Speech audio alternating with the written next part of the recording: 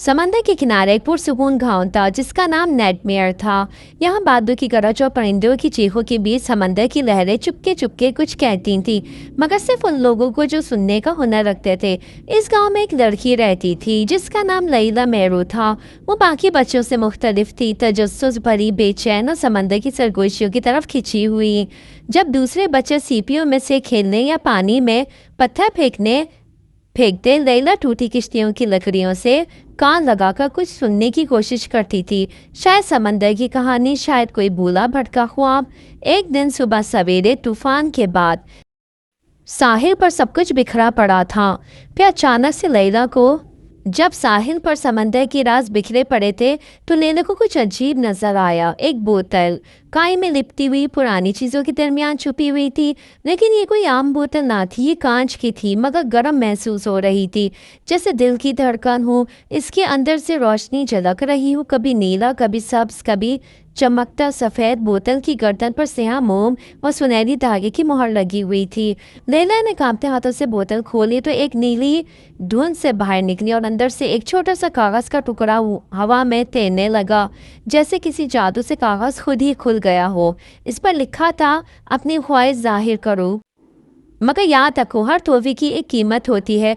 लैला ने हैरत से इधर उधर देखा। साहिल खाली था, परिंदे खामोश थे, समंदर जैसे सांस रोके खड़ा था। इससे बिना सोचे कहा, मैं मुहिम जोई चाहती हूँ। अचानक हवा में तब्दीली आई, समंदर की लहरें बुलंद हुई और एक रास्ता बन गया हो जैसे, और सामने जो है एक जजीरा नमूदार हो गया।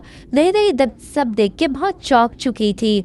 लैला ने बोतल को थामा और इसे चुबकते रास्ते पर चल पड़ी। सरगोशियों का जजीरा, ये जजीरा अजीब था। दरख्तों के पत्ते चांदी जैसे थे और सरगोशी करते थे।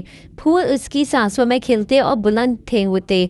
जजीरे के बीचों बीच एक कदीम मंदिर था जिसकी दीवारों पर सितारों और लहरों के नक्श थे। वो जैसे आगे बढ़ती उसे पता चला कि हर दरवाज़ा एक महमा है।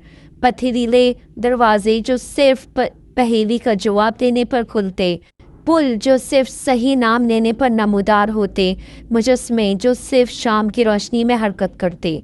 पहला ख़जाना जो लैला ने पाया एक कुतुबनुमा था, जो शिमाल की तरफ नहीं बल्कि आपके दिल में की ख्वाहिश की तरफ इशारा करता था। दूसरा खजाना एक आईना था जो चेहरा नहीं सिर्फ खौफ दिखाता था। और तीसरा खजाना एक पड़ था जिससे हवा पर चलना मुमकिन हो जाता। हर खजाने के साथ बोतल थोड़ी और मध्यम होती गई। पहली दरार आई, फिर दूसरी। लैला ने पहला तो ध्यान नहीं दिया, वो महवे हैरत थी, मगर जैसे जैसे वो जजीरे के मरकज़ की तरफ बढ़ी उसका दिल भारी होने लगा। फिर एक रात बोतल ने पहली बार सरगोशी की, ना अल्फाज में बल्कि जज्बात में, उदासी, तन्हाई और इंतबा। लैला उस बोतल की दिखाई हुई ख्वाबों में इतनी मगन थी कि उससे कुछ होश ही नहीं था और उस बोतल में हल्की हल्की दरारें पड़ रही थी, लेकिन लैला बहुत खुश थी। वो अपने ख्वाबों की ज़िंदगी जी रही थी। फिर लैला को वहाँ पे एक जजीरे पे एक गार दिखाई देता है। वो उस गार के अंदर चली जाती है। वहाँ पे उसे चमकदार पत्थर दिखाई देते हैं, वो उन्हें बोतल में जमा करती रहती है। वहाँ पे वो पौधों से, फूलों से, सबसे खेलती रहती है। वो जजीरे पे बहुत अच्छा महसूस कर रही थी, जैसे कि वो एक अलग ही दुनिया में आ गई हो, अपने ख्वाबों की दुनिया में।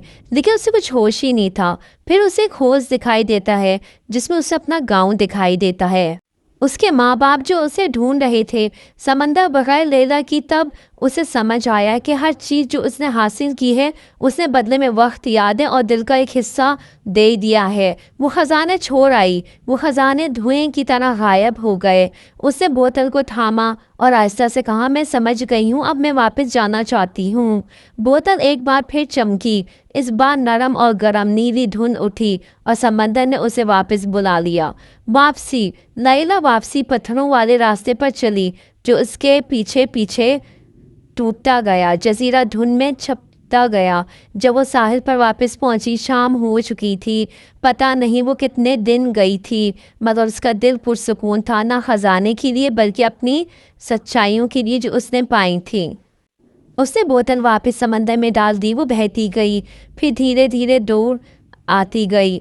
लैला ने कभी जजीरे की तफसीलात नहीं बताईं। जब कोई पूछता कि वो कहाँ गई थी, वो बस इतना कहती, समंदर ने मुझे एक सफ़र पर जाया था, मगर उसके दिन के बाद वो बदल गई। पुरसुकून, समझदार, गहरी आंखों वाली वो कहानियाँ सुनाती थी बच्चों को, जो उसकी बातों में खो जाते थे। कभी कभी कोई पूछता, क्या ये सच है? लैला मुस्कुराकर कहती, अगर तुम यकीन करो तो हाँ, मगर याद रखो, हर मुहिम एक ख्वाहिश से शुरू होती है और हर ख्वाहिश एक कीमत होती है।